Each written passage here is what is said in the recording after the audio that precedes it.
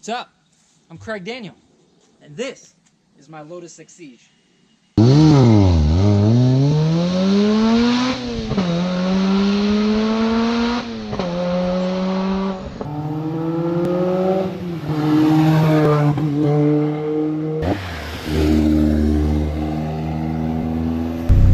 So, this is my 5-year review that I'm basically going to do. I'm going to make this pretty simple. I'm going to do overall positives, overall negatives, and then just an overall rating of the car and how I feel about it. Overall positives is, this car is amazing. I really don't know what else to say.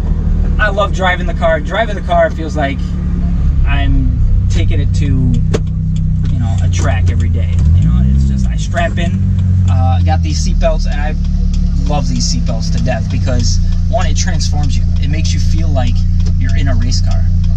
So, sitting lower, I'm sitting next to a Buick Regal right now, and, you know, I'm looking up to him.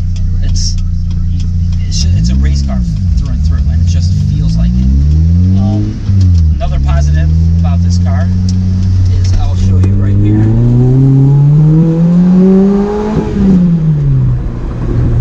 Never gets old. You hit the gas, turn in a corner, it's just a blast to drive. People looking at you, giving you a thumbs up, just compliments left and right. Just love it. Reliability, phenomenal. I've only had to replace the coolant tank, which was leaking one time during autocross. Replaced it with a radium coolant tank. Now it's fine. Just love taking the car out. When I open the garage to take the car out, it still excites me to this day. 5 years later, and I'm still like, you know, a little kid driving this car. It's amazing. And I think that's hugely important when you spend, you know, a good amount of money on a car.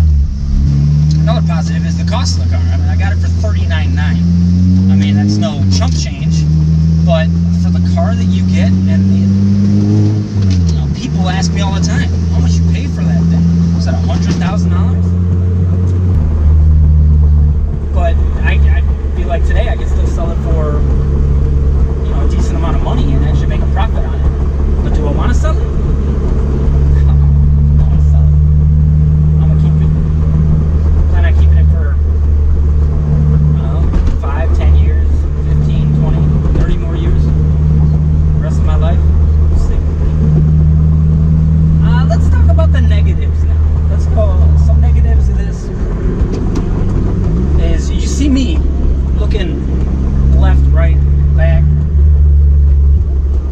Spots on this car are ridiculous. I mean, granted, you know, you're driving a race car, but the blind spots are insane. The rearview mirror was taken off by the previous owner, and I understand why. You can't see anything out the back window, but you gotta constantly know what's around you. I have a Jeep behind me, I got a minivan to the right of me, and I know that they're there. And if the Jeep switches lanes, I keep an eye on that because I'll know that he's in my blind spot, or, you know, you just gotta constantly be aware of your surroundings, especially at night. Night is the worst because people will fly up to my car to try to see what it is or get a better look or take a picture, and if I'm not careful switching lanes, like, here, let me switch lanes now. What I do is I got to look right over here, I put my turn signal on, and I merge slow just because I want to make sure that I'm not hitting anybody or nobody's hitting me. Another negative, I mean, if you really want to call these negative, is like, I always want to make sure I'm out of people's blind spots. Because my car is so small, I know that people aren't going to be able to see me. It's a bright green, but if somebody's in an SUV, I try to make sure I'm next to them or behind. I don't want to be in their blind spots. When they start switching lanes, I don't want to deal with that issue. My Mini gets it hard enough, and now I'm behind a slow person.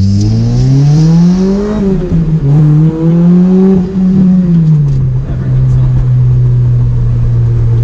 Never gets old.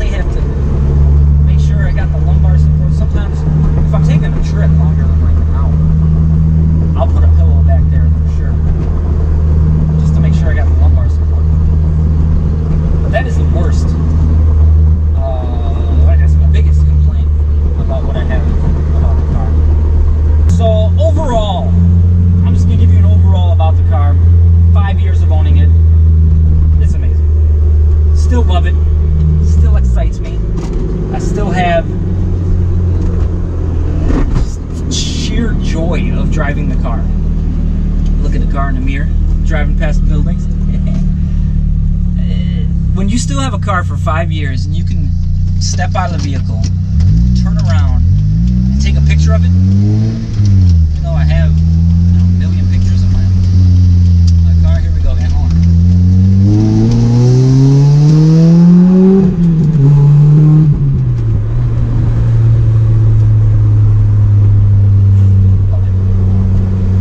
It's just a blast.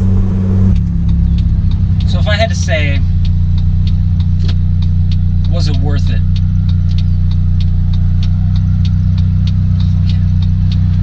It's worth it. If you're thinking about, first of all, if you got the money and you can afford it, and you're thinking about getting a Lotus Exige or a lease,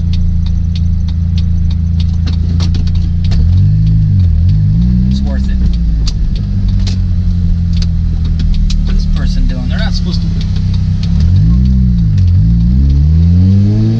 They weren't supposed to turn. That was illegal for them. You're only supposed to turn from the right lane. Whatever. If you got any questions, any comments, let me know. If you want to go for a ride sometime,